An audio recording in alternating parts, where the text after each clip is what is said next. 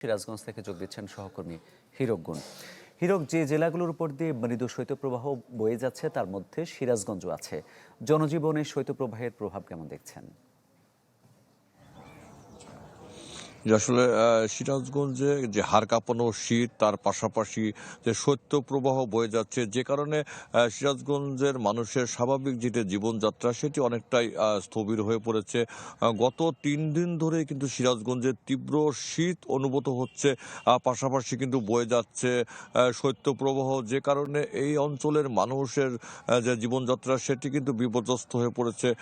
কারণ এই শীতের পাশাপাশি ঘন কুয়াশাও কিন্তু রয়েছে, যে কারণে মানুষের কিন্তু যে প্রতিদিন আমরা দেখছি যে সন্ধ্যার পর থেকেই কিন্তু রাস্তাঘাট ফাঁকা হয়ে পড়ছে এবং শীতে কিন্তু মানুষ কাহিল হয়ে পড়ছে। বিশেষ করে এই ছিন্নমূল মানুষ যারা দিনমজুর, তারা কিন্তু সবচেয়ে বেশি বিপাকে পড়েছে, কারণ শীতের কারণে অনেকেই ঘর থেকে বের হতে পারছে না, যে কারণে যারা দিনমজুর তাদের কিন্তু কর্ম কমে গেছে। পাশাপাশি যদি বলি যে এই যমুনা পাড়ের জেলা সিরাজগঞ্জ, প্রতি বছরই কিন্তু এই সিরাজগঞ্জের শীত কিন্তু একটু বেশি পড়ে, কিন্তু এবছর শীতের তীব্রতা কিন্তু অনেকটাই বেশি রয়েছে। আপনারা দেখতে পাচ্ছেন যে এই যমুনা পাড়ের পূর্ব দিকে কিন্তু যে চরাঞ্চলগুলো রয়েছে, চরাঞ্চলের মানুষগুলো কিন্তু আর সবচেয়ে বেশি কাইল হয়ে পড়েছে এই শীতে। আমরা কথা বলেছিলাম জেলা প্রশাসকের সঙ্গে, তিনি যেটি বলছে যে চরাঞ্চল সহ যারা শীত বস্ত্র নিয়ে কিন্তু ইতিমধ্যেই উপজেলা প্রশাসন, জেলা প্রশাসন কিন্তু শীত বস্ত্র বিতরণ করছে।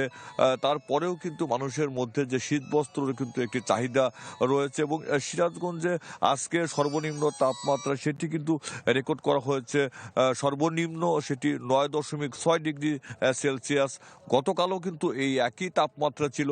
গত 3 দিন ধরে কিন্তু সে তাপমাত্রাটি 10-এর নিচে নেমে এসেছে, যে কারণে এই সিরাজগঞ্জে মানুষের যে শীতের তীব্রতা তা কিন্তু অনেকটাই বেশি এবং পাশাপাশি রয়েছে হিমেল হাওয়া।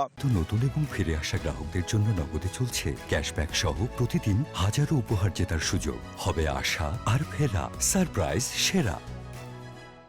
যে কারণে বিশেষ করে যারা বয়স্ক রয়েছে, শিশু রয়েছে, তারা কিন্তু সবচেয়ে বেশি কাইল হয়ে পড়েছে এবং এই শীতের কারণে কিন্তু নানা রোগবালাইয়ের প্রাদুর্ভাব দেখা যাচ্ছে। আমরা খবর নিয়েছিলাম হাসপাতালগুলোতে, সেই হাসপাতালগুলোতে কিন্তু শীতজনিত নানা রোগে আক্রান্ত হয়ে শিশুরা কিন্তু ভর্তি হয়েছে, পাশাপাশি যারা বয়স্ক রয়েছে তারাও কিন্তু শীতে অনেকটা কাহিল হয়ে পড়েছে এবং আবহাওয়া অফিস যেটি বলছে যে এই যে শৈত্যপ্রবাহ বয়ে যাচ্ছে আর সামনে কিন্তু আরো মাঝারি এবং তীব্র শৈত্যপ্রবাহ পড়ার একটি সম্ভাবনার কথা বলেছে এবং এই শীতের দাপট কিন্তু আরো বেশ কয়েকদিন থাকবে সিরাজগঞ্জ সহ উত্তরাঞ্চলে, যে কারণে মানুষের যে স্বাভাবিক জীবনযাত্রা সেটি কিন্তু অনেকটাই ব্যাহত হচ্ছে।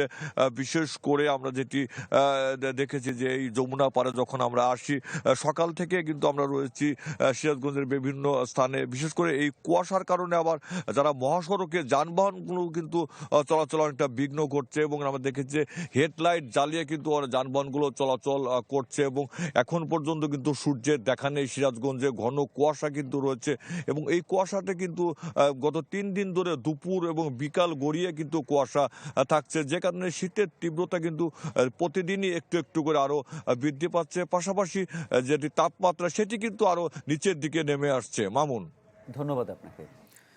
সিরাজগঞ্জ থেকে শৈত্যপ্রবাহের খবর জানাচ্ছিলেন সহকর্মী হীরক গুণ।